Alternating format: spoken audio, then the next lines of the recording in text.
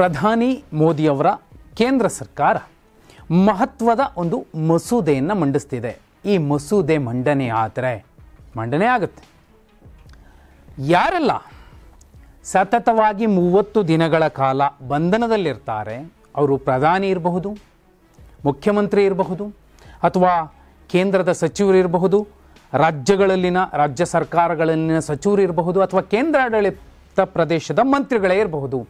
ಅಂಥವರು 31ನೇ ದಿನ ಆ ಹುದ್ದೆಯಿಂದ ಪದಚ್ಯುತಿ ಆಗ್ತಾರೆ. ಇನ್ನು ಮುಂದೆ ಕ್ರಿಮಿನಲ್ ಹಿನ್ನೆಲೆ ಇರುವಂತಹ ಯಾರೇ ಇರಬಹುದು, ಅಥವಾ ನಮ್ಗೆ ಅಧಿಕಾರ ಇದೆ, ಅಧಿಕಾರ ಸಿಕ್ಕಿದೆ, ಸಿಗೋಕ್ಕೂ ಮುಂಚೆ ಮಾಡಿರೋ ತಪ್ಪಾಗಿರಬಹುದು, ಸಿಕ್ಕ ನಂತರ ಮಾಡಬಹುದಾದಂತಹ ಕ್ರಿಮಿನಲ್ ಅಪರಾಧಗಳಿರಬಹುದು, ಅವರು ಕಾನೂನಿನ ಅಡಿಯಲ್ಲಿ ಜೈಲು ಶಿಕ್ಷೆ ಅನುಭವಿಸಿದ್ರೆ 30 ದಿನಗಳ ಕಾಲ 31ನೇ ದಿನ ಅವರಿಗೆ ಅವರ ಹುದ್ದೆನೇ ಇರೋದಿಲ್ಲ. ಹಾಗಂತ ಶಾಸಕ ಸ್ಥಾನ ಹೋಗುತ್ತಾ, ಸಂಸದ ಸ್ಥಾನ ಹೋಗುತ್ತಾ? ಇಲ್ಲ. ಬದಲಾಗಿ ಅವರಿಗೆ ಸಿಗಬಹುದಾದಂತಹ ಸಂವಿಧಾನಿಕ ಹುದ್ದೆ, ಅವರು ಪ್ರಧಾನಿ, ಸಚಿವ, ಕೇಂದ್ರ ಸಚಿವ ಅಥವಾ ಮುಖ್ಯಮಂತ್ರಿ, ಇಂತಹ ಸ್ಥಾನಮಾನಗಳೇನಿರ್ತಾವೆ, ಉಪಮುಖ್ಯಮಂತ್ರಿಯ ಸ್ಥಾನವೇ ಇರಬಹುದು, ಹೋಗುತ್ತೆ. ಏನಿದು ಮಸೂದೆ ನೋಡಿ,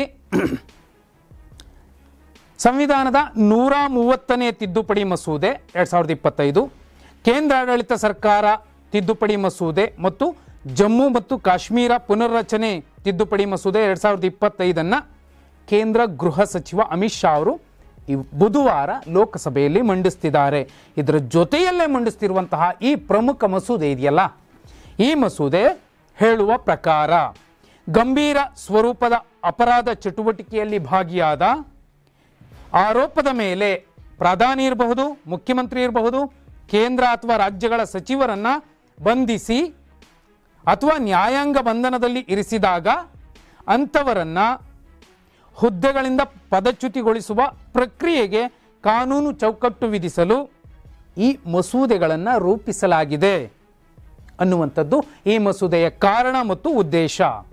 ಇದೇ ಕಾರಣಕ್ಕೋಸ್ಕರನೇ ಸಂವಿಧಾನದ 75ನೇ ವಿಧಿಗೆ ಸೆಕ್ಷನ್ 5A ಅನ್ನು ಸೇರ್ಪಡೆ ಮಾಡ್ತಾ ಇದ್ದಾರೆ. ಜೊತೆಯಲ್ಲಿ ಅಂದರೆ ಇದರ ಪ್ರಕಾರ ಸಂವಿಧಾನದ 75ನೇ ವಿಧಿ ಸೆಕ್ಷನ್ 5(a) ಪ್ರಕಾರ ಹಾಲಿ ಜಾರಿಯಲ್ಲಿರುವ ಯಾವುದೇ ಕಾನೂನುಗಳ ಅಡಿಯಲ್ಲಿ ವ್ಯಾಖ್ಯಾನಿಸಲಾದ ಅಪರಾಧಕ್ಕಾಗಿ ಸತತ 30 ದಿನಗಳಿಂದ ಬಂಧನದಲ್ಲಿರುವ ಅಥವಾ 5 ವರ್ಷ ಅಥವಾ 5ಕ್ಕಿಂತ ಹೆಚ್ಚಿನ ವರ್ಷ ಜೈಲು ಶಿಕ್ಷೆಗೆ ಒಳಗಾದ ಸಚಿವರನ್ನ ಸಂಪುಟದಿಂದ ಕೈಬಿಡುವಂತೆ ಪ್ರಧಾನಿಯು 31ನೇ ದಿನದಂದು ರಾಷ್ಟ್ರಪತಿಯವರಿಗೆ ಶಿಫಾರಸು ಮಾಡಬೇಕು. ನೇರವಾಗಿ ಪ್ರಧಾನಿಯವರಿಗೆ ಬರುತ್ತೆ.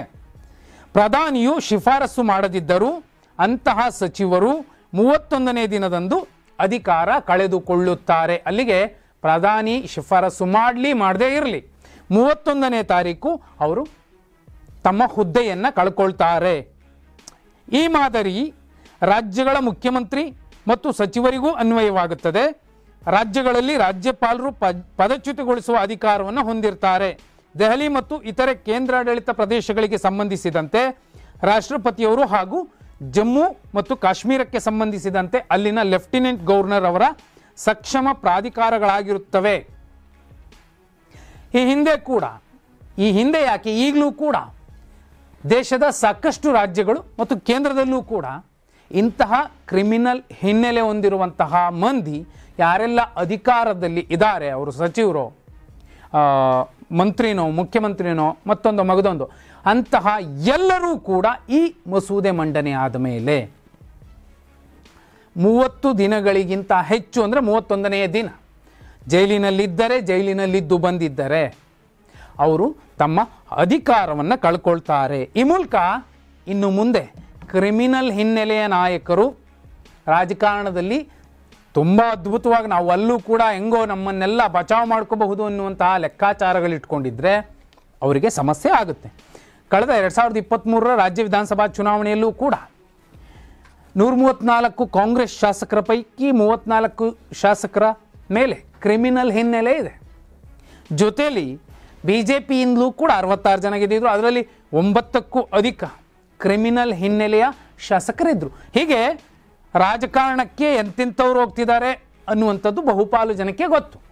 ಬಹುಪಾಲು ಜನ ತಮ್ಮನ್ನು ಬಚಾವ್ ಮಾಡಿಕೊಳ್ಳಲಿಕ್ಕೆ ಒಂದು ಅಧಿಕಾರ ಬೇಕು ಅನ್ನೋ ಕಾರಣಕ್ಕೋಸ್ಕರ ಎಷ್ಟು ಬೇಕಾದರೂ ಖರ್ಚು ಮಾಡಿಕೊಂಡು ಶಾಸಕರಾಗುವಂತಹ ಪ್ರಯತ್ನಗಳನ್ನು ಮಾಡ್ತಾನೆ ಬಂದಿದ್ದಾರೆ.